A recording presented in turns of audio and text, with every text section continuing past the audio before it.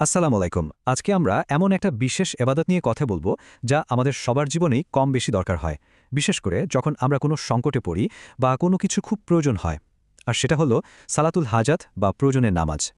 দেখুন, জীবনে চলতে গেলে তো আমাদের সবারই কঠিন সময় আসে, তাই না?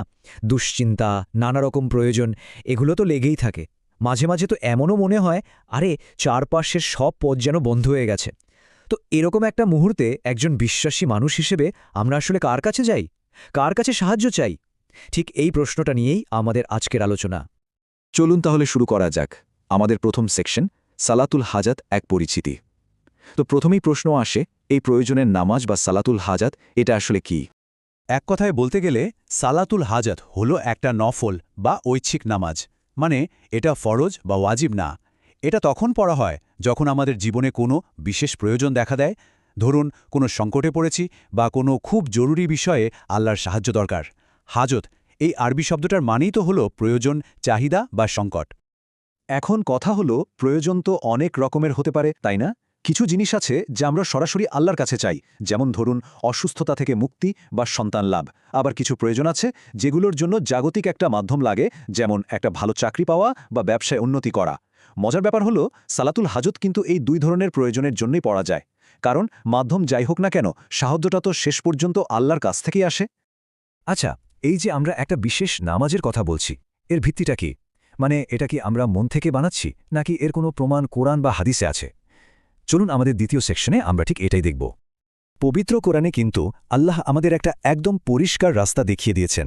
সূরা আল বাকারার ১৫৩ নম্বর আয়াতে তিনি বলছেন, হে ঈমানদারগণ, তোমরা ধৈর্য ও নামাজের মাধ্যমে সাহায্য চাও। মানে যখনই কোনো সাহায্য দরকার তখন দুটো জিনিস আঁকড়ে ধরতে হবে, এক হলো ধৈর্য আর দুই হলো নামাজ। প্রয়োজনের সময় নামাজের দিকে ফিরে আসার এইটাই কিন্তু মূল ভিত্তি। এখানে একটা ব্যাপার পরিষ্কার করা দরকার।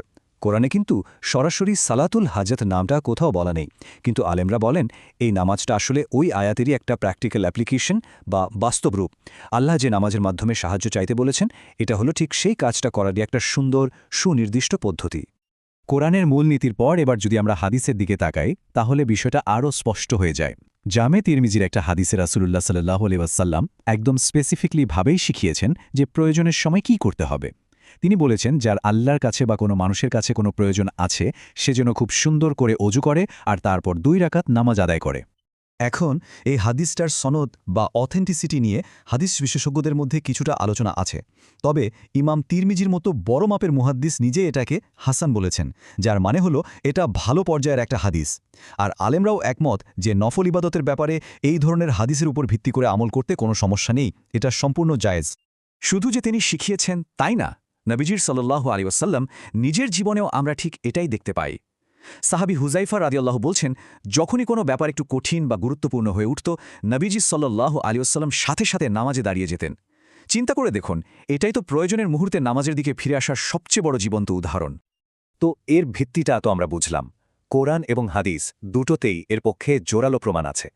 এবার তাহলে সবচেয়ে প্র্যাকটিক্যাল পার্টটাতে আসা যাক। চলুন আমাদের তৃতীয় সেকশনে দেখি এই নামাজটা আসলে কিভাবে পড়তে হবে, স্টেপ বাই স্টেপ। দেখুন, পদ্ধতিটা কিন্তু একদমই সহজ। প্রথম ধাপ হলো খুব মনোযোগ দিয়ে সুন্দর করে অজু করে নেওয়া। দ্বিতীয় ধাপে সাধারণ নফল নামাজের মতোই পুরো মন দিয়ে ২ রাকাত নামাজ পড়তে হবে। নামাজ শেষ। এবার তৃতীয় ধাপে বসে আল্লাহর প্রশংসা করতে হবে, মানে হামদ ও ছানা পড়তে হবে। চতুর্থ ধাপ হলো আমাদের নবী সাল্লাল্লাহু আলাইহি ওয়াসাল্লামের ওপর দুরুদ শরীফ পাঠ করা। আর সবশেষে পঞ্চম ধাপে হাদিসে যে বিশেষ দোয়াটা শেখানো হয়েছে সেটা পড়ে নিজের যা কিছু চাওয়ার, যা কিছু প্রয়োজন তা আল্লাহর কাছে তুলে ধরতে হবে। আচ্ছা, নামাজ তো পড়া হলো, কিন্তু এর পরের অংশটা মানে দোয়া, এটাই কিন্তু সবচেয়ে গুরুত্বপূর্ণ। চলুন তাহলে আমাদের চতুর্থ সেকশনে নামাজের পরের এই বিশেষ দোয়াটা নিয়ে একটু বিস্তারিত আলোচনা করা যাক। হাদিসে যে দোয়াটা শিখানো হয়েছে সেটা শুরুটা হলো এইরকম, লা ইলাহা ইল্লাল্লাহুল হালিমুল কারীম। এর মধ্যে কিন্তু আল্লাহর একত্ব, তার ধৈর্য আর তার উদারতার এক অসাধারণ ঘোষণা রয়েছে। কিন্তু শুধু মুখে পড়াই তো সব না, এর অর্থটা বোঝা কিন্তু আরও জরুরি। এই দোয়াটার সৌন্দর্য দেখুন, এখানে কিন্তু শুরুতেই নিজের প্রয়োজনের কথা বলা হচ্ছে না, বরং প্রথমে আল্লাহর বরত্ব আর প্রশংসা করা হচ্ছে। তারপর তার রহমত আর মাগফিরাত পাওয়ার জন্য যা যা দরকার সেটা চাওয়া হচ্ছে।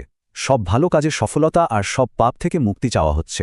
আর একদম শেষে গিয়ে বলা হচ্ছে, হে আল্লাহ, আমার এমন যে কোনো প্রয়োজন যেটা পূরণ হলে আপনি খুশি হবেন সেটা আপনি পূরণ করে দিন। মানে এটা শুধু একটা চাওয়ার তালিকা না, এর থেকে অনেক গভীর একটা ব্যাপার। তো কিভাবে নামাজ পড়তে হবে, কোন দোয়া পড়তে হবে, এগুলো তো আমরা জানলাম। এবার চলুন আমাদের শেষ সেকশনে যাই। এখানে আমরা এই ইবাদতের সাথে জড়িত বিশ্বাস, আমাদের মানসিকতা কেমন হওয়া উচিত আর এর ফলাফল কি হতে পারে সেই বিষয়গুলো নিয়ে কথা বলবো। প্রথমেই যে কথাটা মাথায় রাখতে হবে সেটা হলো এই নামাজটা একটা নফল ইবাদত। এটা কোনো ফরজ বা বাধ্যতামূলক কিছু নয়। এটা আসলে আল্লাহর উপর আমাদের যে কামেল আস্থা আর ভরসা আছে সেটা প্রকাশ করার একটা উপায়। এটা যেন একটা বিশেষ দরজা যেটা প্রয়োজনের সময় আল্লাহর রহমতের দিকে খুলে যায়। আর এখানে একটা দারুণ বিশ্বাসের ব্যাপার আছে। সেটা হলো একজন মুমিন যখন মন থেকে দোয়া করে সেই দোয়াটা কখনোই বৃথা যায় না। হাদিস থেকে আমরা জানতে পারি দোয়া কবুল হওয়ার 3টা পদ্ধতি আছে। 1, হতে পারে যা চাওয়া হলো ঠিক সেটাই সঙ্গে সঙ্গে দিয়ে দেওয়া হলো। 2, অথবা আল্লাহ ওটার প্রতিদান আখেরাতের জন্য জমা করে রাখলেন, যা আমাদের জন্য আরও অনেক বেশি ভালো।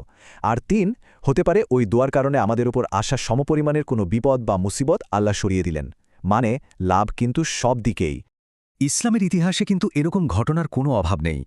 একবার ভাবুন নবী ইব্রাহিম আলাইহিসসালামের কথা, যখন অত্যাচারী এক বাদশার সামনে তার স্ত্রী সারা আলাইহিসসালাম বিপদে পড়েছিলেন, তিনি সাথে সাথে নামাজে দাঁড়িয়ে গিয়েছিলেন আর আল্লাহ তাকে রক্ষা করেছিলেন। কিংবা বনি ইসরায়েলের সেই সাধক জুরাইজের কথা, যার ওপর ভয়ঙ্কর এক মিথ্যা অপবাদ দেওয়া হয়েছিল, তিনিও কিন্তু নামাজের মাধ্যমেই সাহায্য চেয়েছিলেন আর এক নবজাতক শিশু কথা বলে তার পক্ষে সাক্ষী দিয়েছিল। এমনকি এক সাধারণ গাধার মালিকও যখন ডাকাতের হাতে প্রায় মরতে বসেছিলেন, নামাজের উসিলাতেই তিনি অলৌকিকভাবে বেঁচে গিয়েছিলেন। সব আলোচনার শেষে এই একটা কথা মনে রাখা খুব জরুরি। সালাতুল হাজত কিন্তু শুধু প্রয়োজন মেটানোর একটা টুল না, এটা আসলে আল্লাহর কাছে পুরোপুরি সারেন্ডার করা, নিজেকে সঁপে দেওয়ার একটা প্রকাশ। কারণ যে মানুষটা তার রবের সামনে সিজদায় লুটিয়ে পড়ে, তার মনের খবর তো তার রব তার কথা বলার আগেই জানেন। এখন প্রশ্নটা আমাদের নিজেদের কাছে, আমরা কি আমাদের প্রয়োজনের মুহূর্তে সেই সিজদায় লুটিয়ে পড়তে সত্যিই প্রস্তুত?